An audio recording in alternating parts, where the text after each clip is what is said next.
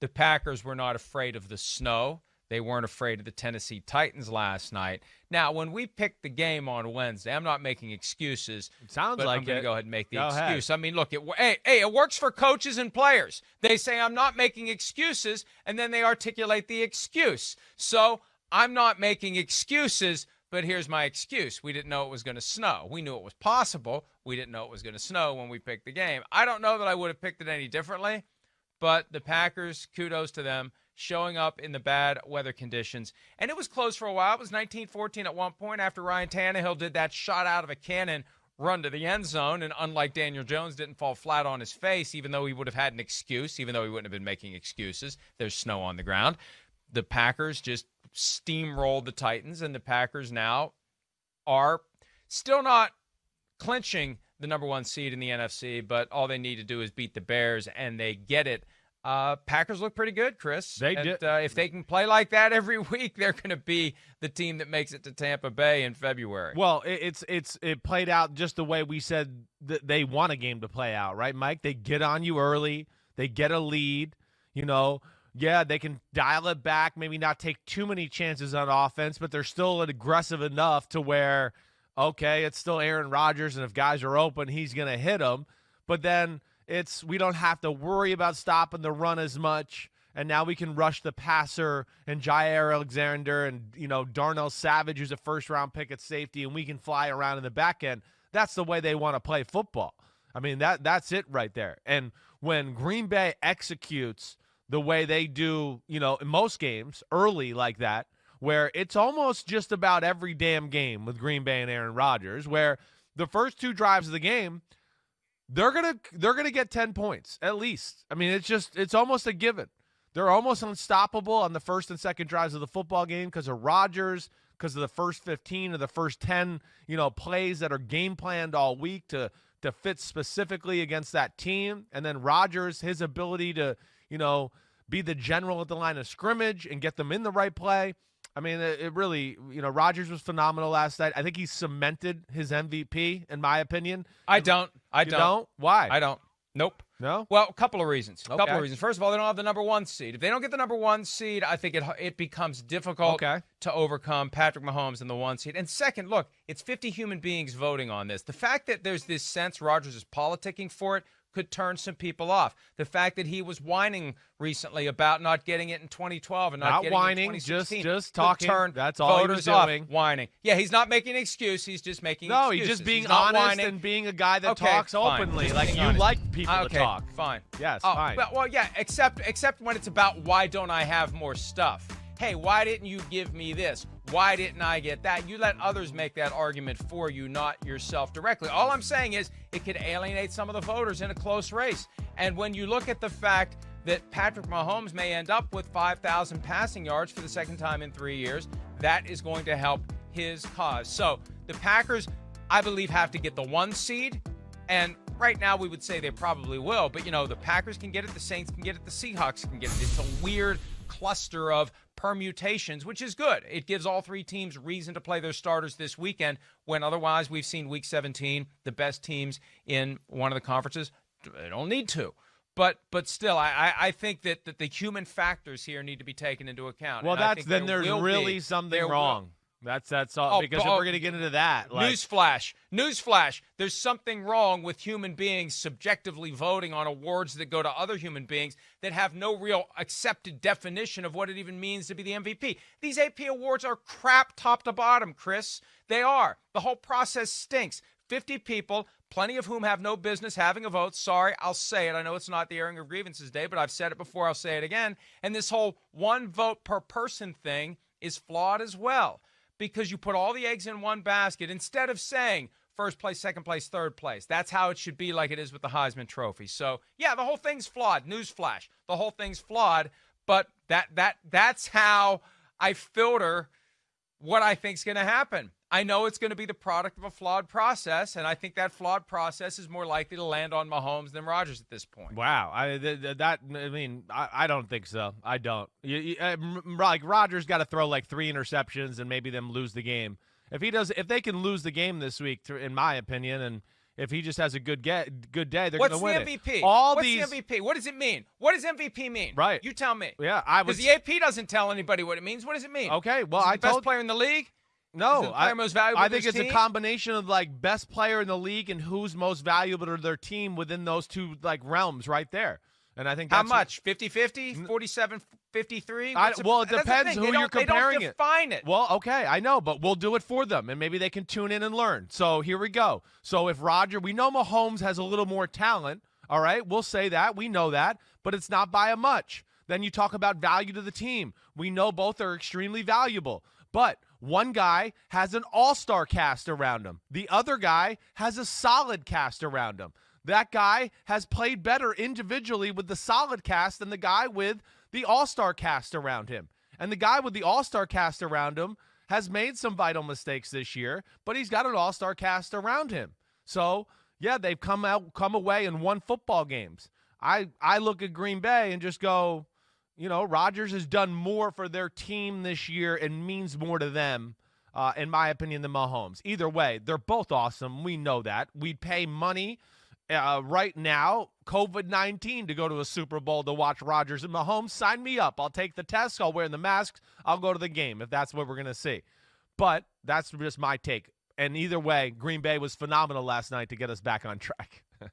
Well, no, but you know what? This is an interesting rabbit hole that you've pulled us down, and I haven't done anything to resist it. Good. Think about this. Yeah. Think about this. If it is Chiefs-Packers, Super Bowl 55, Tampa Bay, when do we find out who the MVP is? When do we find out? Yeah, the night before. The night before the game. Right. What if the guy who isn't the MVP uses that as the last little middle finger, take this red hot poker up something you would say up your butt, Joe Boo. Right. Exactly. But what, I mean, wouldn't that be a factor? Wouldn't that be a factor? Wouldn't that make Aaron Rodgers even more determined? I think it's more of a factor for Rodgers if Mahomes wins the MVP than it is for Mahomes if Rodgers wins it. But wouldn't that be a factor the next night? Well, I don't know. Mahomes is the one that's counting on the field and doing all these things when he feels slighted. Oh, gosh, he's complaining about where he got drafted. I mean, no, all right. But, yeah, I hear you. That would add amazing intrigue to the game. And I don't know, both I think would be bitter. I think both of them would be bitter as hell if they lost the MVP race the night before the Super Bowl. Do I think it's going to affect them? It's the damn Super Bowl and legacy's on the line, so I think they'll be ready to go whether they win or lose that MVP. But, yeah. It's just a little something extra. You're right. It's a little something extra. I'm not going to lie. There'll be a little something extra. There's no doubt about that. There's no doubt. And it would be great to see that matchup. I mean, that would be candy. But either way, the way they looked last night was very impressive. And I do think Rodgers is the MVP as we sit here right now. But you disagree. And it's not like Rodgers has no help whatsoever. When Davante Adams is healthy, Rodgers is a better quarterback. Let's hear quickly, since I should have done this earlier, but better never than late or something. Here's Aaron Rodgers talking about the victory and the performance of his top receiver, perhaps only receiver, Davante Adams. I think we've all heard about the conversation about us not beating enough good teams and, not responding and playing a complete game. And this was our response. Being with that guy it's allowed me to, know what true greatness is. Look, they are great, and they've been great this year. And, this notion of how motivated Aaron Rodgers was by the selection of Jordan Love, it's kind of a slippery thing. And you can hear people debate it, and they'll take the same side of the different sides of the same issue if they talk about it long enough. It either does motivate him, it doesn't motivate him. It did contribute to his performance this year, or it didn't. I think it did. I think he channeled it in a positive way. I think Mark Murphy and Brian Gutekunst are geniuses because I think that was part of the reason why they drafted Jordan Love, frankly. They never admit it, but I think that's one of the reasons why they did it. It is the red-hot poker for Aaron Rodgers in his final years with the Packers, and it's worked. And it's delivered something I didn't think we'd see from the Packers this year, and kudos to the Packers and Aaron Rodgers, and now they're on the brink of being the 1 seed. And if they're the 1 seed and they get weather like they got last night, they're going to Tampa. Yeah, agreed. We didn't they're amazing at home in that field. And Mike, I like you, I always stand pat with like whoever I picked on our Thursday podcast, I go with on Sunday night. I'm not trying to confuse my life. I will say, with the snow yesterday, I was close to going, I don't know. I don't know if I like the Titans' chances. Rodgers, Green Bay, in this snow, they're accustomed to it. Rodgers can throw the ball through any elements like this. I had no issues about that. And you saw the Tennessee was a little flustered by it altogether. Let me also say this. Can I apologize to Devontae Adams for not having him on my top 10 wide receiver list? Because that was probably my most egregious mistake of the past year as far as football analysis. I don't know. I think it was. Don't sell yourself short. My lists have been pretty damn good. My draft evaluations have been pretty damn good. But he is on fire right now and playing phenomenal football. And while I don't sit here and say, oh, he's the best receiver in football, I'm not trying to disrespect him. He's certainly top 5, top 10 without a doubt. And I dropped the ball there. So I apologize to you, Mr. Adams. No disrespect ever was intended. It's just part of my job. The other thing I'll say, though, within this, too, like, I mean, I just was sitting there, and this is fanboy stuff, but I'm going to bring you down the wormhole again. I don't care. Is that the best quarterback, like, pass catcher combo in football right now? Is there a better one? Does Mahomes and Kelsey beat that? Is there something else I'm missing? I just don't know. To me right now, Rodgers and Adams seems unstoppable. Even when he's covered, Rodgers throws a perfect throw and he catches the ball. I mean, they're amazing right now.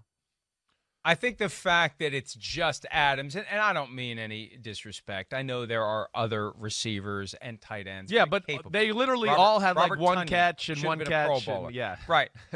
But I think the fact that Adams doesn't have that other guy like Kelsey has Tyreek Hill, that makes Adams more special, because with Hill and Kelsey, it's pick your poison. With Adams, there's no poison to pick. They know who they're going to try to defend, and they can't. They just can't. They can't stop him.